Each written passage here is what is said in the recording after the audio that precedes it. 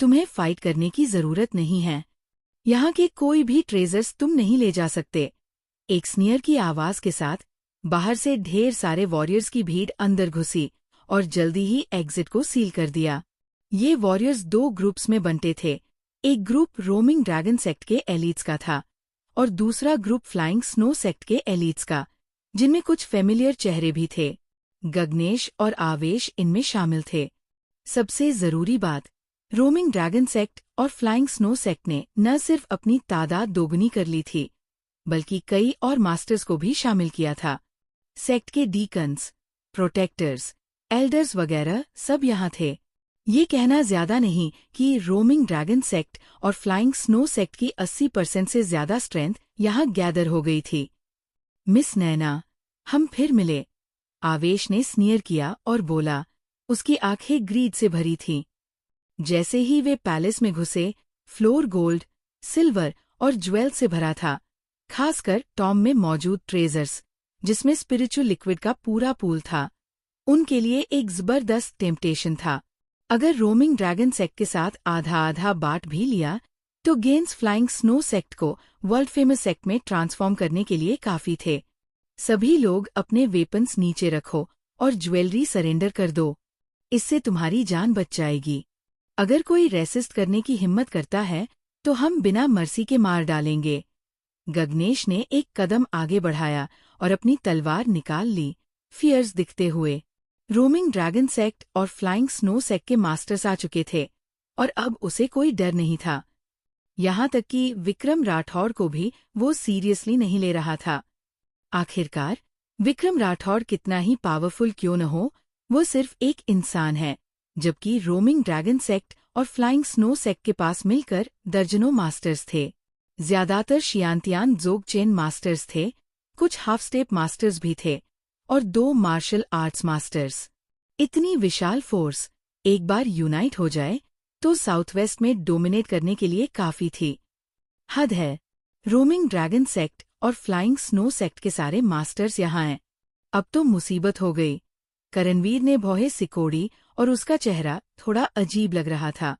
इन treasures को ढूंढना आसान नहीं था, लेकिन खुशी मनाने का टाइम मिलने से पहले ही कोई उनकी लव को चुराने की कोशिश कर रहा था। ये वाकई अनएक्सपेक्टेड था। सीनियर भाई लोकेश, अब हम क्या करें? इस पल में अवीला भी थोड़ा पैनिक में थी। अगर बेबी चोरी हो गया तो सबसे ज्यादा लॉस उसे ही होगा, लेकिन वह अब अकेली और वीक थी। रोमिंग ड्रैगन सेक्ट और फ्लाइंग स्नो सेक्ट के मास्टर्स का सामना करने की उसमें कोई एबिलिटी नहीं थी। यहाँ तक कि अगर मंदारिन डक सेक्ट की रीइंफोर्समेंट्स आ भी जाए, तो शायद वो टाइड को टर्न नहीं कर पाएंगी। नहीं सोचा था कि वे इतनी जल्दी आ जाएंगे। ये वाकई गॉड्स विल है। लोकेश ने गहरी भौहें सिकोड़ी और सोलम दिखा। उनकी मौजूदा पावर के साथ रोमिंग ड्रैगन सेक्ट और फ्लाइंग स्नो सेक्ट के साथ हेड टू हेड कॉन्फ्रंटेशन में कोई एडवांटेज नहीं मिलेगा। जब तक गोल्डन ब्लेड सेक्ट के मास्टर्स टाइमली सपोर्ट न दें, तभी वे फाइट कर पाएंगे। प्रॉब्लम ये है, उन्हें नहीं पता कि वे अब कितनी देर तक होल्ड कर सकते हैं। जब तक गोल्डन ब्लेड सेक्ट के मास्टर्स आए, तब तक शायद दे लिलीज ठंडी हो चुकी होंगी। क्यों, तुम्हें लगता है कि रेसिस्ट करने की कोई स्कोप है? अगर कोई कन्विंस नहीं है, तो आगे आकर ट्राई कर सकता है। देखें कि तुम्हारी कितनी लाइव्स हैं। गगनेश ने ग्लेयर के साथ चिल्लाया। जो करंट अफेयर्स को समझता है, वही हीरो है। मैं तुम्हें सजेस्ट करता हूं कि बेकार रेसिस्ट न करो। तलवारें शॉर्ट साइटेड होती है। थोड़े से मनी के लिए अपनी लाइफ को रिस्क मत करो। आवेश ने हाफ स्माइल के साथ कहा। मिस नैना, क्या करें? इनके साथ फाइट करें? करणवीर ने धीमे स्वर में पूछा। विक्रम राठौड़, जो मार्शल आर्ट्स मास्टर है, के साथ शायद उनके लिए एक होप की किरण हो। कूल रहो और इनसे बात करते हैं। नैना राय ने 2 कदम आगे बढ़ाया और जोर से बोली, सीनियर्स, हम सब यहाँ वेल्थ ढूंढने आए हैं। फाइट करने की कोई जरूरत नहीं है। मेरी ओपिनियन में हम ट्रेजर को बराबर शेयर कर सकते हैं। बराबर शेयर? हो, तुम इसके डिजर्व करते हो। रोमिंग ड्रैगन सेक्ट कैंप में एक ग्रीन ड्रेस में ओल्ड मैन ने डिसडेनफुली स्नॉट किया। इस शख्स का नाम अभिजीत था। वो रोमिंग ड्रैगन सेक्ट का एल्डर था और पहले से ही हाफ स्टेप मास्टर लेवल पर था। उसका बेस स्ट्रॉन्ग था और कॉम्बैट पावर्स जबरदस्त, यहाँ तक कि वो रियल मार्शल आर्ट्स मास्टर से भी फाइट कर सकता था। एल्डर अभिजीत सही कह रहे हैं, तुम हमारे साथ कंडीशंस नेगोशिएट करने के डिजर्विंग बिल्कुल नहीं हो, गगनेश ने कोल्डली कहा। वे अब जीतने के लिए डिटरमिन थे, तो ट्रेजर कैसे दे सकते थे? हालांकि तुम्हारा रोमिंग ड्रैगन सेक्ट और फ्लाइंग स्नो सेक्ट पावरफुल है, हम भी वेजिटेरियंस नहीं हैं।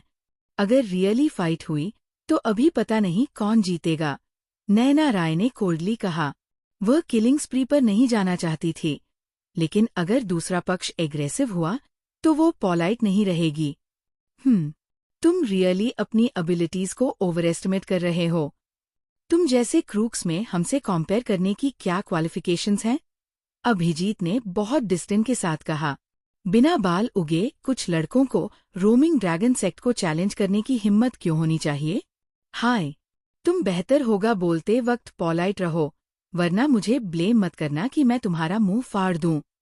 विक्रम राठौर एक कदम आगे बढ़ा, नैना राय के बगल में खड़ा हुआ और कोल्डली बोला। उसे रोमिंग ड्रैगन सेक्ट के लोग पहले से ही अनहैप्पी लग रहे थे। वो ट्रबल क्रिएट करने और ड्रैगन सोर्स एनर्जी की सर्च को अफेक्ट करने से डर रहा था, इसलिए वो होल्ड बैक कर रहा था। अब जब टास्क पूरा हो गया था तो चिंता की कोई बात नहीं थी। प्रीजम्पचुअस, तुम सोचते हो तुम कौन हो? मेरे लिए ऐसे अरोगेंट वर्ड्स बोलने की हिम्मत कैसे की? अभिजीत ने मेंसिंगली चिल्लाया। उसका पोस्चर टाइगर की रोर और ड्रैगन की रोर जैसा था। एल्डर अभिजीत, ये लड़का बहुत पावरफुल है, उसने पहले ब्लैक ड्रैगन को अकेले मार डाला था। अंदाजा है कि वो पहले से ही मार्शल आर्ट्स मास्टर लेवल पर है, गगनेश ने काइंडली रिमाइंड किया। अपोजिट साइड के सारे लोगों में सिर्फ विक्रम राठौर एक थ्रेट था, बाकी सब मेंशन करने लायक नहीं थे। हो, ये लड़का रियली मार्शल आर्ट्स मास्टर है? तुम्हें यकीन है? अभिजीत की पलकें डर से उछल पड़ी और उसका जो मोमेंटम अभी था वो इंस्टेंटली वीक हो गया, चेहरे पर सरप्राइज का लुक था। विक्रम राठौड़ सिर्फ 20 की उम्र में लग रहा था, वह मार्शल आर्ट्स मास्टर लेवल तक कैसे पहुंच सकता था? क्या साउथ वेस्ट वर्ल्ड में ऐसा सुप्रीम जीनियस है? उसने पहले क्यों नहीं सुना? हालांकि बिलीव करना मुश्किल है, लेकिन ये सच है। गगनेश ने सिर हिलाया। नो वंडर ये लड़का इतना अरोगेंट है। अभिजीत ने भौहें सिकोड़ी, अपनी डिग्निटी खो दी। हालांकि वो काफी पावरफुल है, लेकिन मार्शल आर्ट्स मास्टर को चैलेंज करने में वह थोड़ा पीछे रह जाता था। इतनी कम उम्र में मास्टर लेवल तक ब्रेक थ्रू कर पाया, वाकई अच्छा है। इस वक्त एक मिडिल एज मैन फैंसी कपड़ों में धीरे धीरे बाहर निकला, तालियां बजाते हुए। उसके आसपास के लोग ऑटोमैटिकली रास्ता बना रहे थे, जो उसकी मेजेस्टी को दिखाता था। तुम कौन हो? विक्रम राठौड़ ने शांति से पूछा। Advait Mohan, roaming dragon sect का current leader. Middle age man Advait Mohan ने स्माइल के साथ कहा। ये शब्द सुनते ही लोकेश, अवीला, करणवीर और बाकियों के एक्सप्रेशंस बदल गए। अद्वैत मोहन का नाम उनके लिए पहले से ही फेमस था। वो न सिर्फ रोमिंग ड्रैगन सेक्ट का लीडर था, बल्कि साउथ वेस्ट के 5 ग्रेट मास्टर्स का हेड भी था। उसकी स्ट्रेंथ इतनी जबरदस्त थी कि कोई उसका मुकाबला नहीं कर सकता था। अब तक वो अनडिफीटेड था। उन्हें नहीं लगा था कि अद्वैत मोहन जैसा बड़ा शख्स पर्सनली सामने आएगा। ये रियली ट्रबलसोम था, लेकिन उनके एक्सप्रेशंस को देखते हुए वे अभी भी थोड़ा डिससैटिस्फाइड थे। यंग मैन, तुम क्या सोचते हो?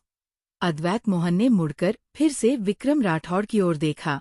उन्होंने सबकी ओपिनियंस के खिलाफ जाकर दूसरे पक्ष को डिप्टी लीडर का स्टेटस दिया था, जो पहले से ही खास इम्पोर्टेंस की बात थी।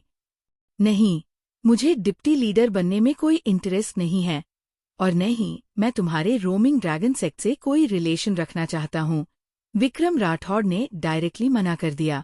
उन्हें त्रिशक्ति नगर के किंग का पोजीशन भी परवाह नहीं था, तो एक छोटा सा डिप्टी हेड तो दूर की बात। हूँ? अद्वैत मोहन की स्माइल फीकी पड़ गई और उन्होंने अर्थपूर्ण ढंग से कहा, यंग मैन, ये अपॉर्चुनिटी मिस नहीं करनी चाहिए और ये दोबारा नहीं आएगी। क्या तुम्हें यकीन है कि तुम मेरा इनविटेशन रिजेक्ट करना चाहते हो? हाँ, विक्रम राठौड़ ने सिर हिलाया। ऐसे में मेरे पास कहने को कुछ नहीं है। अद्वैत मोहन का चेहरा ठंडा पड़ गया। गर्म चेहरे को ठंडे बट से टकराने से उन्हें थोड़ा एम्बैरसमेंट फील हुआ। इतना शेमलेस। लीडर तुम्हें वो कर रहा है क्योंकि वह तुम्हें हाईली रिगार्ड करता है। मुझे नहीं लगा था कि तुम इतने डिसरिस्पेक्टफुल हो। मैं तुम्हें ऑर्डर देता हूं कि तुरंत सारे ट्रेजर सरेंडर कर दो, वरना हमें क्रूएल होने के लिए ब्लेम मत करना। अभिजीत ने फियर्सली डांटा। ट्रेजर सरेंडर कर दो, अपनी लाइव स्पेयर करो। गगनेश ने जोर से चिल्लाया। ठीक है, बकवास बंद करो। अगर फाइट करनी है तो करो। वैसे भी तुम आज यहां से कुछ भी नहीं ले जा सकते। विक्रम राठौड़ ने शांति से कहा। अरोगेंट किड, तुम्हें रियली नहीं पता कि दुनिया कितनी ऊंची है। अभिजीत गुस्से में था और ग्रीन रोब में ओल्ड मैन की ओर मुड़ा और बोला, एल्डर जयदेव, प्लीज मेरे साथ इस लड़के को सबक सिखाए ताकि उसे समझ आए कि हमारा रोमिंग ड्रैगन सेक्ट कितना पावरफुल है। अगर वो अकेले फाइट करता तो उसे विक्रम राठौड़ को डील करने का यकीन नहीं था, लेकिन अगर हेल्पर्स होते तो सिचुएशन पूरी तरह अलग होती। एल्डर जयदेव की स्ट्रेंथ उससे भी ज्यादा थी। हालांकि उन्होंने ऑफिशियली ग्रैंडमास्टर रियल में ब्रेक थ्रू नहीं किया था, लेकिन उनकी स्ट्रॉन्ग फाउंडेशन के साथ वो ऑर्डिनरी मार्शल आर्ट्स मास्टर्स के साथ कंपेयर होने लायक थे। खासकर जब दोनों ने जॉइंट फोर्सेस किया तो उनकी स्ट्रेंथ डबल हो गई। विक्रम राठौड़ को डिफीट करने में कोई प्रॉब्लम नहीं होनी चाहिए। ठीक है, मैं आज तुम्हारे साथ इस लड़के से मिलता हूँ। एल्डर जयदेव ने एग्री किया। लड़के, ट्रिक देख। अभिजीत और एल्डर जयदेव ने एक दूसरे को देखा, फिर लीड लिया और अपनी तलवारें निकालकर विक्रम राठौड़ पर स्टैब किया। अभिजीत की तलवार इतनी फास्ट थी कि सिर्फ एक आफ्टरमेज दिखाई दे रही थी। अभिजीत के एक्शन लेते ही एल्डर जयदेव पीछे नहीं रहे। उन्होंने अपने पैर जोर से किक किए, जमीन से उठे और हवा में एक पाम स्ट्राइक किया। रंबल। एक वाइट पाम शैडो उनके बॉडी से निकली, हवा से टकराते ही फूल गई और पलक झपकते ही डोर पैनल के साइज की हो गई, जो विक्रम राठौड़ पर भारी पड़ रही थी। पाम शैडो के प्रेस डाउन करते ही अभिजीत की क्विक स्वॉर्ड भी विक्रम राठौड़ की चेस्ट तक पहुंच गई।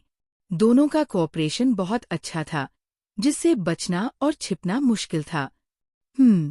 विक्रम राठौड़ ने अपने मुंह का कोना ट्विच किया, तलवार निकालने की जहमत नहीं उठाई और अपना हाथ उठाकर एक स्लैप मारा। बूम! एक powerful palm wind instantly burst out हुई, लैंडस्लाइड और सुनामी की तरह आगे स्वीप करती हुई। एल्डर जयदेव का पाम पल में फट गया और उनकी पूरी बॉडी 10 मीटर से ज्यादा दूर फ्लंग हो गई।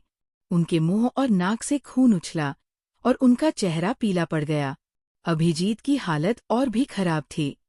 जब वो विक्रम राठौड़ के पाम विंड के कांटेक्ट में आया, न सिर्फ उसकी तलवार टुकड़े टुकड़े हो गई, बल्कि उसकी पूरी आर्म ब्लड मिस्ट में उड़ गई।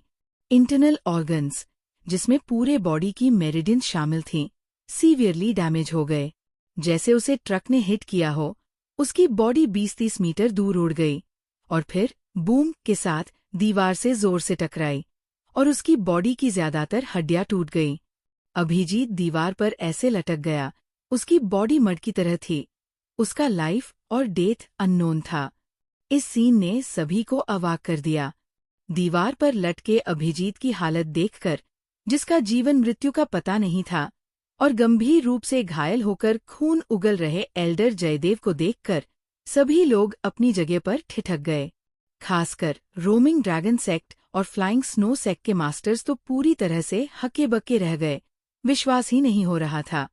वे अभिजीत और एल्डर जयदेव की ताकत को अच्छी तरह जानते थे। भले ही दोनों मार्शल आर्ट्स मास्टर न हों, लेकिन मास्टर से कम भी नहीं थे। सालों की मेहनत और अनुभव ने उन्हें खास ताकत दी थी। यहाँ तक कि एक सामान्य ग्रैंडमास्टर के खिलाफ भी वे टक्कर ले सकते थे। दोनों ने मिलकर अपनी ताकत को दोगुना कर लिया था और पहले भी एक ग्रैंडमास्टर को हराने का रिकॉर्ड बना चुके थे। उनके हिसाब से भले ही दोनों जीत न पाएं, लेकिन कम से कम विक्की राठौड़ से मुकाबला तो कर ही सकते थे, ना? लेकिन नतीजा क्या निकला? सिर्फ एक भिड़ंत में दोनों को धूल चटा दी गई। एक गंभीर रूप से घायल था, दूसरा मृत्यु के कगार पर। दोनों मिलकर भी विक्की का मुकाबला नहीं कर पाए। ताकत का ये अंतर तो जैसे आसमान और जमीन जितना था। ये कैसे हो सकता है? अभिजीत और एल्डर जयदेव ऐसे हार गए? एक ही चाल। इस लड़के ने एक ही चाल में रोमिंग ड्रैगन सेक्ट के 2 एल्डर्स को हरा दिया। ये कितना ताकतवर है! कमाल है। इतनी कम उम्र में इतनी खतरनाक ताकत। कुछ साल बाद तो क्या होगा? विक्की राठौर की दमदार मौजूदगी को देखकर रोमिंग ड्रैगन सेक्ट और फ्लाइंग स्नो सेक्ट के मास्टर्स आपस में बातें करने लगे। उनके चेहरों पर डर और खौफ साफ झलक रहा था।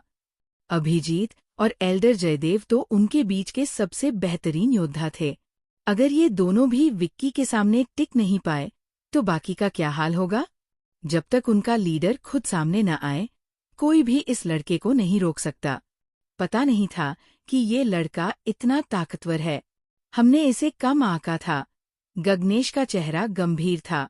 उन्हें पता था कि विक्की एक मार्शल आर्ट्स मास्टर है, लेकिन इतना ताकतवर होगा, ये नहीं सोचा था। रोमिंग ड्रैगन सेक्ट के 2 एल्डर्स को एक ही चाल में हरा देना, ये तो अविश्वसनीय था। गगनेश भाई, थोड़ा सब्र रखें। हमारे पास 2 ग्रैंड मास्टर्स है। चाहे ये लड़का कितना भी ताकतवर हो, वो कोई बड़ा तूफान नहीं मचा सकता, आवेश ने ठंडे चेहरे के साथ कहा। शुरुआती झटके के बाद वो शांत हो चुके थे। भले ही अभिजीत और एल्डर जयदेव ताकतवर हों, लेकिन ग्रैंडमास्टर्स की तुलना में वे अभी भी पीछे थे। अब जब उनके पास 2 मशहूर ग्रैंडमास्टर्स हैं, तो विक्की को काबू करना कोई बड़ी बात नहीं होगी। युवक, क्या आपको नहीं लगता कि आपने कुछ ज्यादा ही सख्ती कर दी? अद्वैत मोहन ने दोनों घायलों की ओर देखा। उनकी भवें सिकुड़ी और चेहरा थोड़ा असहज दिखा। ये दोनों रोमिंग ड्रैगन सेक्ट के एल्डर्स थे, उनके मुख्य स्तंभ। उन्हें इस तरह पीटे जाते देखना स्वाभाविक रूप से बर्दाश्त नहीं हो रहा था। इन दोनों ने मेरे खिलाफ जानलेवा हमला किया। क्या आप उम्मीद करते हैं कि मैं उनके साथ नरमी बरतूं? विक्की ने शांत स्वर में कहा। वैसे भी मैंने पहले ही रहम दिखाया है, वरना ये दोनों अब तक खत्म हो चुके होते। अच्छा लड़का, इतना क्रूर और बेरहम। अब मुझे दोष मत देना कि मैं तुम्हारे साथ सख्ती करता हूँ। अद्वैत मोहन की आंखें ठंडी हो गईं और वो जैसे ही आगे बढ़ने वाले थे, फ्लाइंग स्नो सेक्ट से एक आवाज आई। अद्वैत मोहन भाई, आपका रुतबा इतना बड़ा है, इस तरह के छोटे मोटे मामले में आपको क्यों हाथ डालना? इसे मेरे ऊपर छोड़ दीजिए। एक पतला दुबला मध्यम आयु का आदमी सफेद कपड़ों में धीरे धीरे आगे आया। उस आदमी के हाथ में एक लंबी तलवार थी। चेहरा साफ और बिना दाढ़ी का, जिसमें थोड़ी सी शालीनता झलकती थी, लेकिन उसकी ठंडी आंखें उसकी शालीनता को तोड़ रही थीं। ये कोई और नहीं बल्कि फ्लाइंग स्नो सेक्ट का लीडर जितेंद्र कुमार था। जितेंद्र कुमार दक्षिण पश्चिम के 5 ताकतवर लोगों में से एक था। भले ही उनकी ताकत अद्वैत मोहन जितनी न हो, लेकिन वो भी एक बड़े क्षेत्र के मालिक थे और एक अनुभवी ग्रैंडमास्टर थे, जिनकी नींव बेहद मजबूत थी। जितेंद्र भाई, ये लड़का बहुत ताकतवर है, इसे हल्के में मत लीजिए, अद्वैत मोहन ने चेतावनी दी। अगर कोई उनके लिए लड़ने को तैयार है तो वो खुशी खुशी पीछे हटने को तैयार थे। लेकिन विक्की ने अभी जो ताकत दिखाई वो किसी शुरुआती मास्टर की नहीं बल्कि मिड लेवल मास्टर की थी। अद्वैत मोहन भाई, आप निश्चिंत रहें। भले ही इस लड़के में कुछ बात है, लेकिन मैं भी कोई कम नहीं हूँ। पूरे दक्षिण पश्चिम में सिर्फ आप ही मुझे पूरी तरह हरा सकते हैं, बाकी कोई मेरे सामने टिक नहीं सकता, जितेंद्र कुमार ने आत्मविश्वास के साथ कहा। अद्वैत मोहन दक्षिण पश्चिम के सबसे ताकतवर इंसान थे। उनके सामने वो 3 बार हार चुके थे और शर्मिंदगी महसूस करते थे, लेकिन बाकी लोगों को वो कुछ नहीं समझते थे। भले ही विक्की राठौड़ प्रतिभाशाली और ताकतवर हो, लेकिन आखिरकार वो अभी बहुत जवान था, और जितेंद्र कुमार ने 10 साल से ज्यादा की मेहनत से अपनी मास्टर लेवल की नींव को इतना मजबूत कर लिया था कि कोई नौजवान उसे हिला नहीं सकता। ठीक है, जितेंद्र भाई इतने उत्साहित हैं, तो मैं आपको इस लड़के के साथ खेलने देता हूँ। अद्वैत मोहन ने सिर हिलाया और कुछ नहीं कहा। उनके हिसाब से जितेंद्र कुमार की जीत की संभावना कम से कम 80% थी। कोई दिक्कत नहीं, मेरी परफॉर्मेंस देखिए। जितेंद्र कुमार ने मुस्कुराते हुए अपनी नजरें विक्की पर जमा दी। लड़के, क्या तुम्हें पता है कि भले ही दोनों मास्टर हों, उनके बीच भी बड़ा अंतर होता है? तुम इतने जवान हो और इस लेवल तक पहुंच गए, शायद ये ड्रग्स की बदौलत है, ना? तुम जैसे लोग, जिनका रियल्म अस्थिर है और नींव कमजोर, बस दिखावे की ताकत रखते हैं। कमजोर योद्धाओं को धमकाना तो ठीक है, लेकिन जब तुम किसी असली ताकतवर के सामने आते हो, तो तुम्हारी असलियत खुल जाती है। ओह, सचमुच? विक्की ने होंठ सिकोड़े। उसे थोड़ा मजा आ रहा था। इस आदमी को सचमुच कुछ दिखाई नहीं देता। अभी जो थप्पड़ उसने मारा था, उसने अपनी ताकत का एक हिस्सा दिखा दिया था, लेकिन सामने वाले को कुछ समझ ही नहीं आया, और वो अभी भी अपनी बातों में मगन था। सचमुच पता नहीं कहाँ से इतना आत्मविश्वास आ रहा था। लड़के, ये मत कहना कि मैं छोटों को दबा रहा हूँ। मैं तुम्हें पहले 3 चाल चलने का मौका देता हूँ। 3 चालों के बाद मैं तुम्हें हरा दूंगा। जितेंद्र कुमार ने हाथ पीछे बांधे, आत्मविश्वास और गर्व से भरा हुआ। सुना? मैं तुम्हें पहले 3 चाल दे रहा हूँ। ये है हमारे फ्लाइंग स्नो सेक्ट के लीडर की उदारता, आवेश ने गर्व से चिल्लाकर कहा। लीडर इतना कॉन्फिडेंट है तो जीत पक्की है। ऐसे में चीयर करना तो बनता है। आपको यकीन है कि आप मुझे 3 चाल देना चाहते हैं? विक्की ने आधी मुस्कान के साथ कहा। ऐसे शब्द वो पहले भी कई बार सुन चुका था। बकवास मत करो। चलो, दिखाओ तुम्हें कितना दम है। जितेंद्र कुमार ने एक हाथ बढ़ाया और उंगलियों से उकसाते हुए कहा। ठीक है, तो मैं आपको कुछ दिखाता हूँ। विक्की ने बिना नरमी बरते हल्के से कदम बढ़ाया और उसका पूरा शरीर एक परछाई बनकर सामने आ गया। पास पहुंचने से पहले ही उसने हवा में एक तमाचा जड़ दिया। एक तेज गर्जना के साथ एक चमकदार सफेद जेड जैसी हथेली की परछाई तुरंत निकली और जितेंद्र कुमार की छाती पर जा लगी। ये सफेद जेड की हथेली की परछाई ज्यादा बड़ी नहीं थी, लेकिन इसकी रफ्तार इतनी तेज थी, जैसे कोई गोली जिसे सामान्य इंसान देख भी नहीं सकता।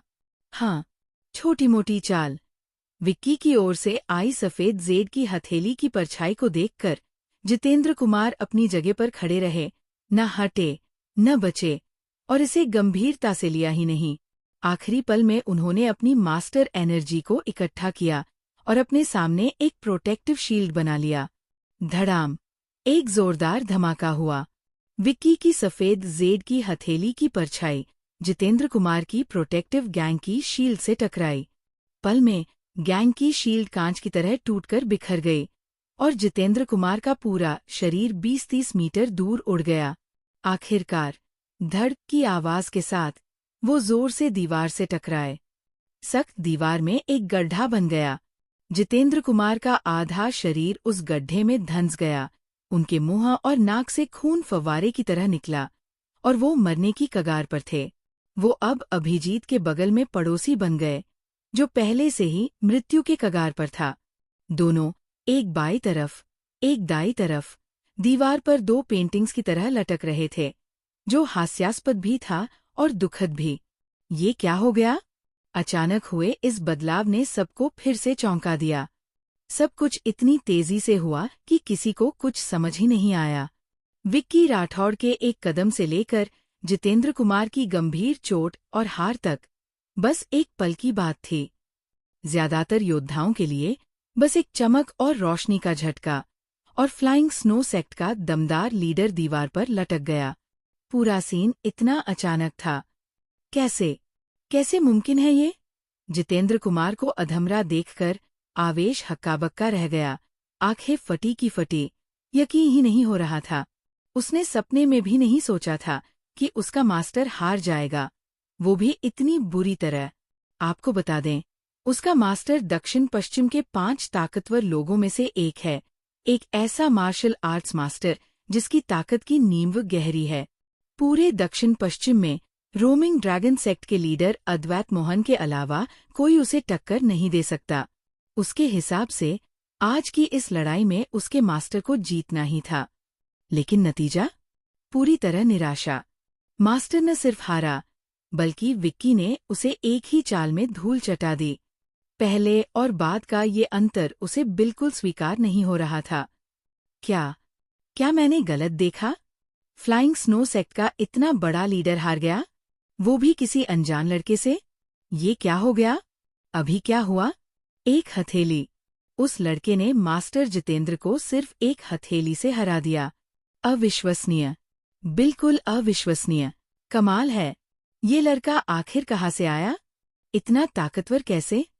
थोड़ी देर की खामोशी के बाद पूरा सीन हंगामे से गूंज उठा।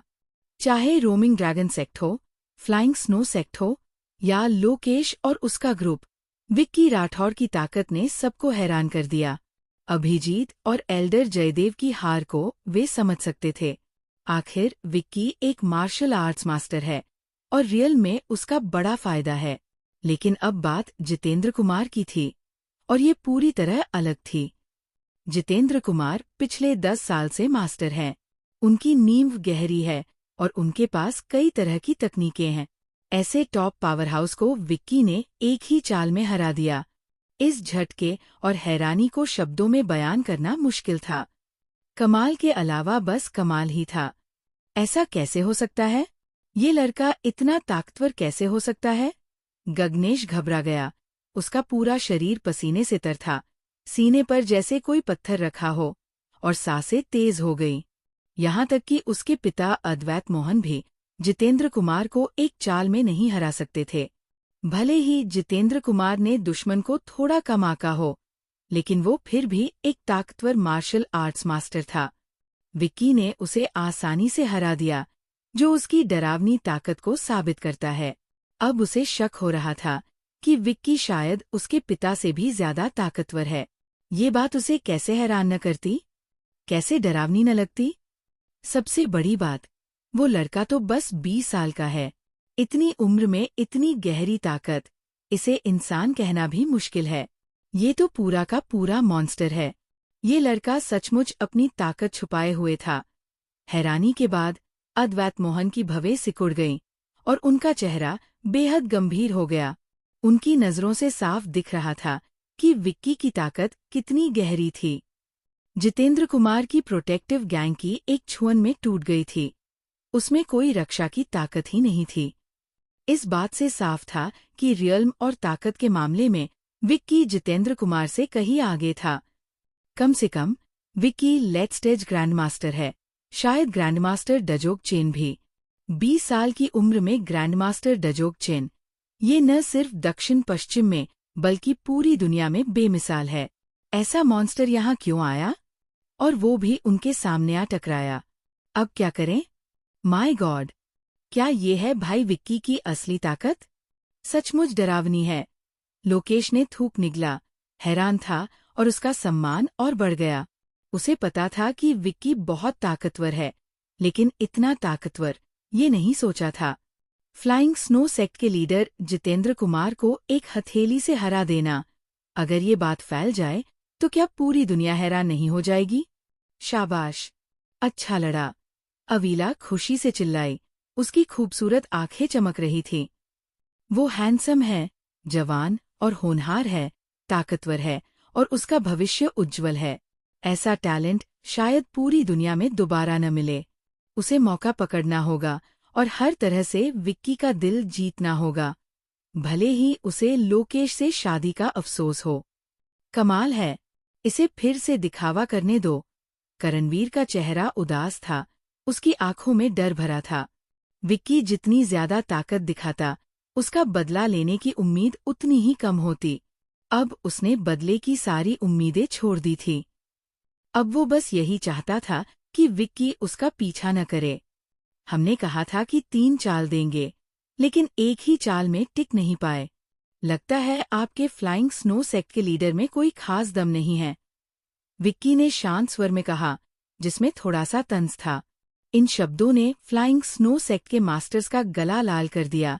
उनके चेहरों पर गुस्सा था, लेकिन वो गुस्से में कुछ बोल नहीं पाए।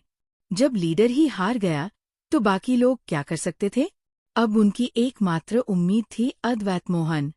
दक्षिण पश्चिम का नंबर 1 मास्टर होने के नाते सिर्फ अद्वैत मोहन जैसे टॉप प्लेयर ही शायद विक्की को हरा सकते थे। मास्टर अद्वैत मोहन, ये लड़का सचमुच हद कर रहा है। कृपया इसे सबक सिखाए और हमारे लिए कुछ इज्जत वापस दिलाए। हाँ, मास्टर अद्वैत मोहन। इस लड़के ने छिपकर हमला किया और किस्मत से जीत गया। अगर आप सामने आए तो जीत पक्की है। मास्टर अद्वैत मोहन, कृपया हमारे लिए इंसाफ करें। इस पल फ्लाइंग स्नो सेक्ट के सारे शिष्यों ने हाथ जोड़कर अद्वैत मोहन से मदद मांगी। सबकी उम्मीद भरी नजरों का सामना करते हुए अद्वैत मोहन थोड़ा असहज हो गए, क्योंकि वो विक्की की गहराई नहीं समझ पा रहे थे। उन्हें जीत का यकीन नहीं था। अगर गलती से हार गए तो उनकी सारी इज्जत मिट्टी में मिल जाएगी। दक्षिण पश्चिम के नंबर 1 मास्टर का खिताब भी खत्म हो जाएगा। लेकिन इतने सारे लोगों के सामने अगर वो कुछ नहीं करते तो उनकी आलोचना होगी। वो एकदम से दुविधा में फंस गए। मास्टर अद्वैत मोहन, हमारे बीच कोई दुश्मनी नहीं है। लड़ाई की कोई जरूरत नहीं। मेरे पिछले प्रस्ताव के बारे में क्या ख्याल है? आधा आधा बांट लें? मौका देखकर नैना राय ने माहौल को शांत करने की कोशिश शुरू की। वो देख सकती थी कि अद्वैत मोहन पीछे हटने की सोच रहे थे और उन्हें एक रास्ता देकर शायद लड़ाई टल जाए और कुछ परेशानी बच जाए। हाँ, तुमने हमारे लोगों को चोट पहुंचाई और अब हमारे साथ शर्तों की बात करना चाहते हो। क्या ये मुमकिन है? रोमिंग ड्रैगन सेक्ट के एक प्रोटेक्टर ने तेज आवाज में कहा। भले ही विक्की की ताकत थोड़ी चौंकाने वाली थी, लेकिन उसे पूरा यकीन था कि उनका लीडर जीत सकता है। चुप रहो, यहाँ तुम्हारी बोलने की कोई जगह नहीं है। अद्वैत मोहन ने पलटकर गुस्से में देखा, फिर नैना राय की ओर मुड़े और मुस्कुराते हुए बोले, आपने ठीक कहा। आपस में लड़कर मरने से बेहतर है कि हम साथ में समृद्ध हों। इसलिए मैं आपकी शर्तों से सहमत हूँ। मास्टर अद्वैत मोहन वाकई नेक और न्यायी हैं। मैं आपकी इज्जत करती हूँ। नैना राय ने शिष्टाचार से सिर हिलाया। मास्टर, क्या आप सचमुच इनके साथ शर्तों पर बात करना चाहते हैं? रोमिंग ड्रैगन सेक्ट का प्रोटेक्टर थोड़ा असंतुष्ट था। क्या तुम उस मार्शल आर्ट्स मास्टर को हरा सकते हो? अद्वैत मोहन ने गुस्से में कहा। मैं? प्रोटेक्टर एकदम चुप हो गया। वो आदमी बहुत ताकतवर है। अगर मैं जीत भी गया तो शायद चोटिल हो जाऊंगा। यहाँ कई खतरे हैं। मॉन्स्टर्स बार बार आते हैं। अगर मैं चोटिल हो गया तो क्या तुम लोग किसी खतरे का सामना कर सकोगे? आखिरकार तुम्हें मुझ पर ही निर्भर रहना होगा, है ना? अद्वैत मोहन ने आत्मविश्वास से कहा। लीडर बिल्कुल सही है। मैंने ठीक से नहीं सोचा। प्रोटेक्टर ने फिर कुछ नहीं कहा। इस वक्त लीडर का मुंह तोड़ना मतलब अपनी मुसीबत मोल लेना था। आधा स्पिरिट लिक्विड और जेवलरी छोड़ दो और तुम जा सकते हो। अद्वैत मोहन ने हाथ हिलाया, ऐसा दिखाते हुए जैसे वो बहुत उदार है। लेकिन मन ही मन उन्होंने लंबी सांस ली।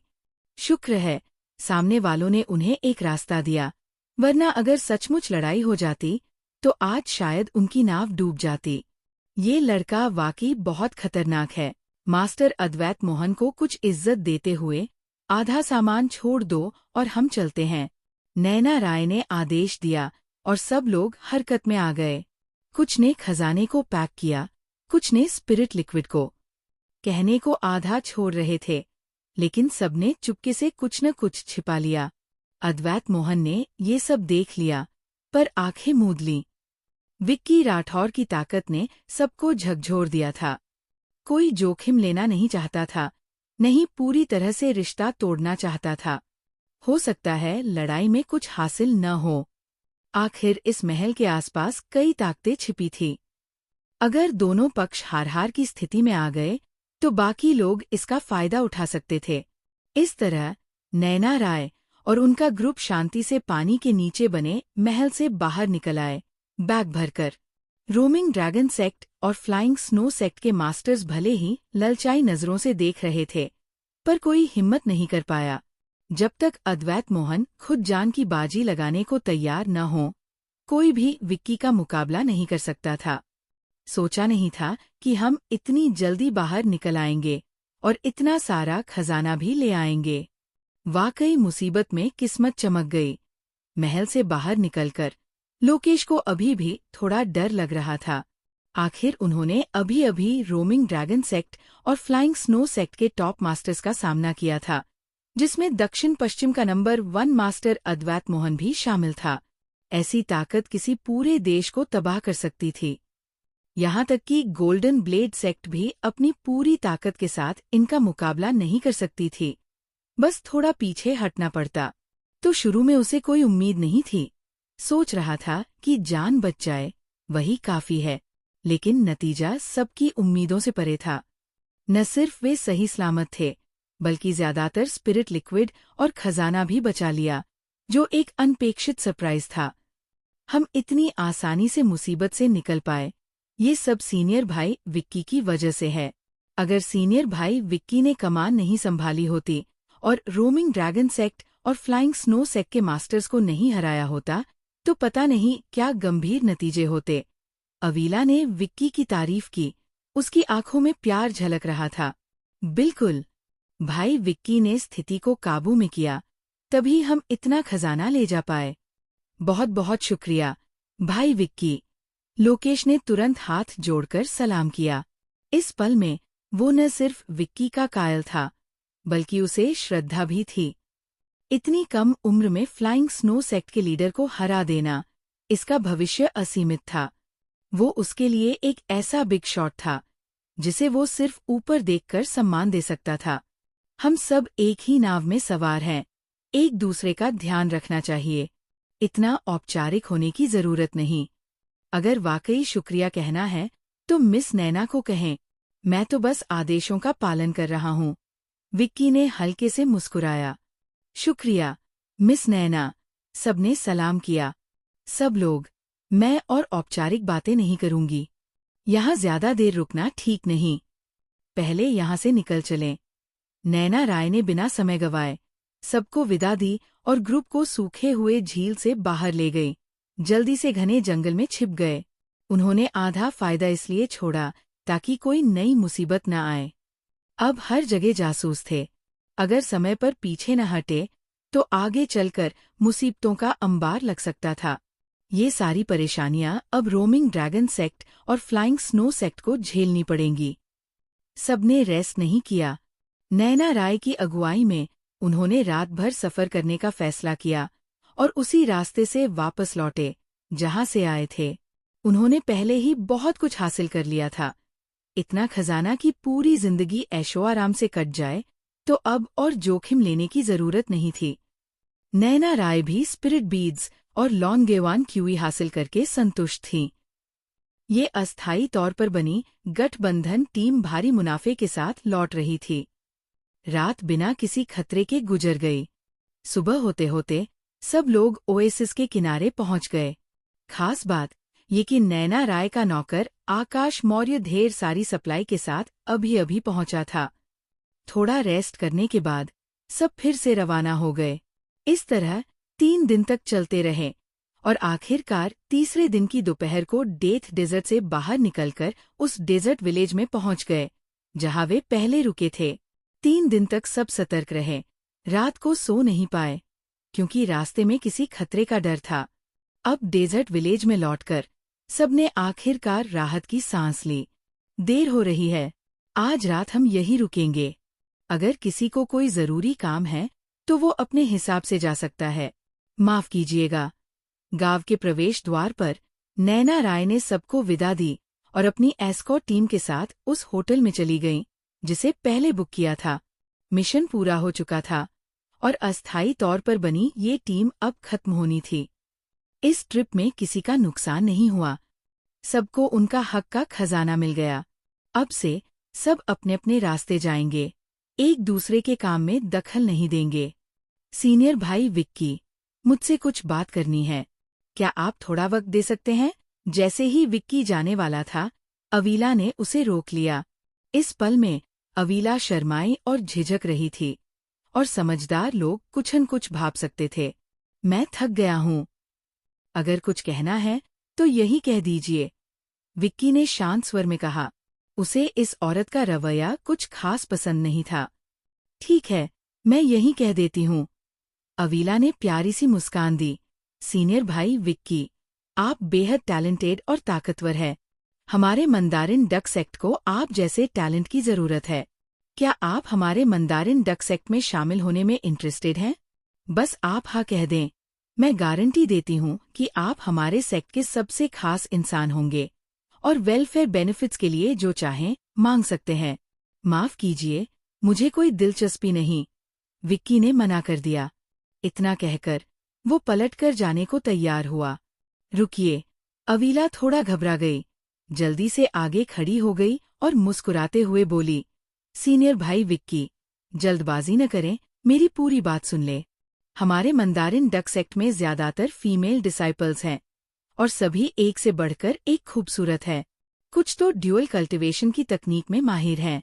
अगर आप हमारे साथ जुड़ते हैं तो हम गारंटी देते हैं कि आप हर दिन खुश रहेंगे। इन शब्दों ने आसपास के लोगों की आंखों में ईर्ष्या की चमक ला दी। सब जानते हैं कि मंदारिन डक सेक्ट का लीडर फीमेल डिसाइपल्स चुनते वक्त लुक्स, फिगर और मार्शल आर्ट्स टैलेंट के लिए सख्त मापदंड रखता है। दक्षिण पश्चिम के बड़े सेक्ट्स के लिए मंदारिन डक सेक्ट की फीमेल डिसाइपल से शादी करना गर्व की बात है। अगर कोई मंदारिन डक सेक्ट में शामिल हो जाए तो ये अनगिनत मर्दों का सपना है।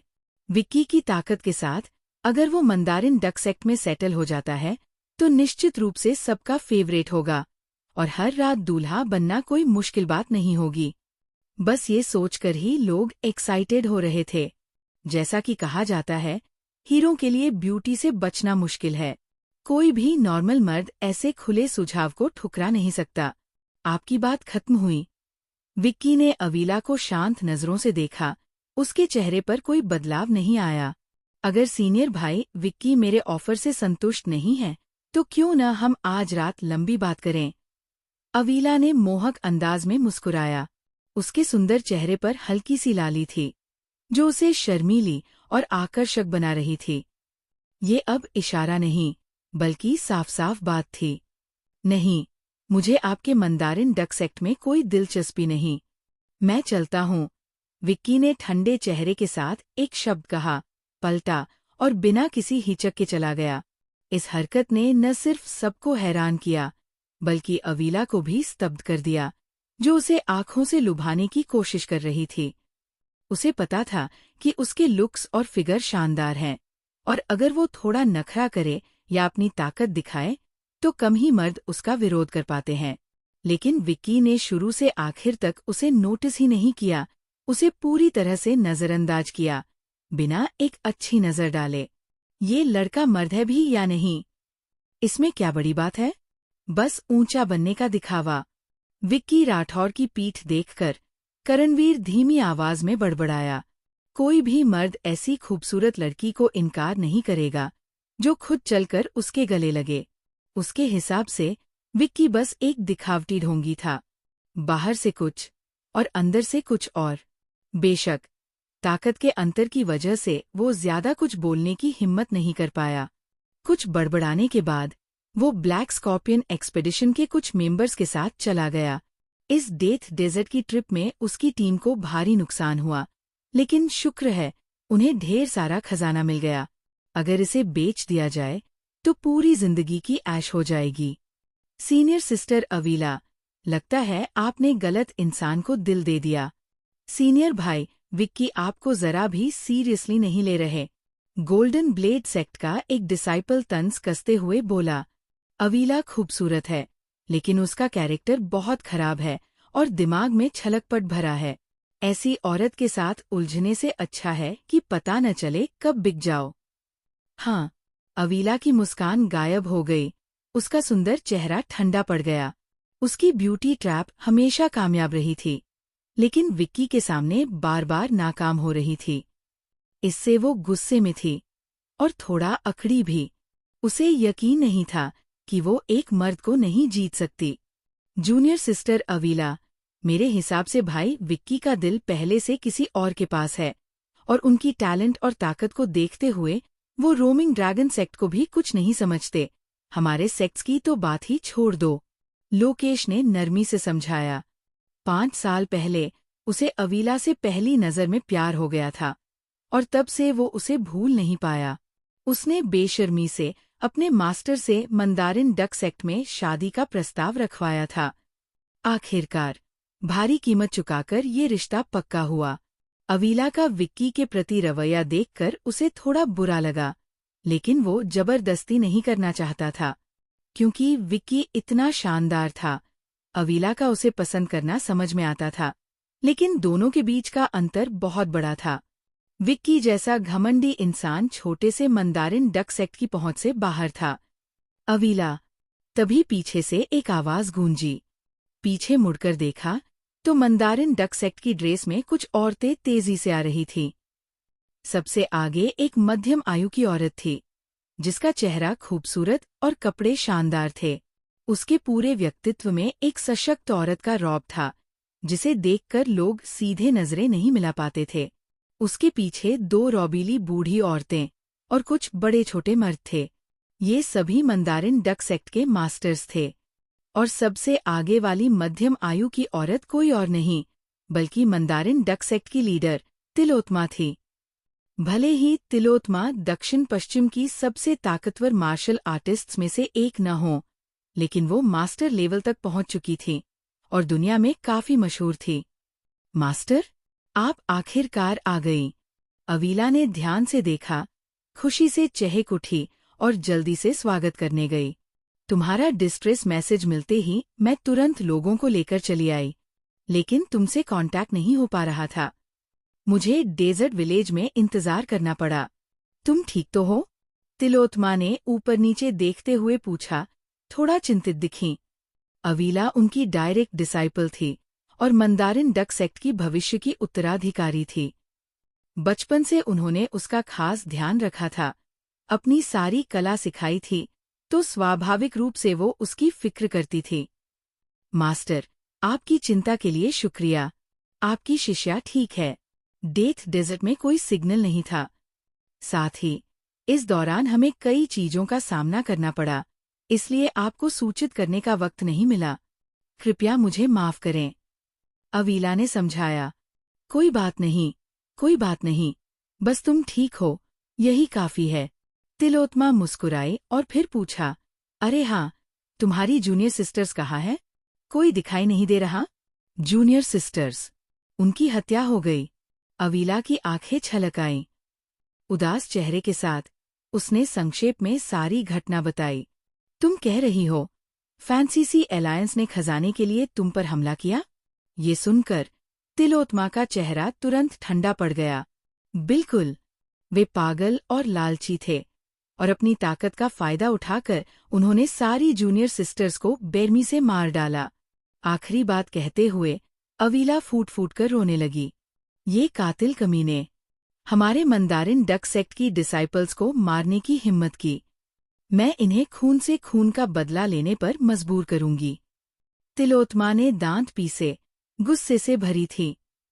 ट्रायल के लिए भेजी गई डिसाइपल्स मंदारिन डक सेक्ट की एलीट थी। अब जब वे लगभग मर चुकी थी, तो स्वाभाविक रूप से उनका दिल टूट रहा था। अगर इस बार सीनियर भाई लोकेश और उनके लोग मदद के लिए न आए होते, तो मैं भी मर चुकी होती। अवीला सिसकते हुए बोली, लोकेश, मेरी शिष्या को बचाने के लिए शुक्रिया। हमारा Mandarin duck sect golden blade sect का एहसानमंद है।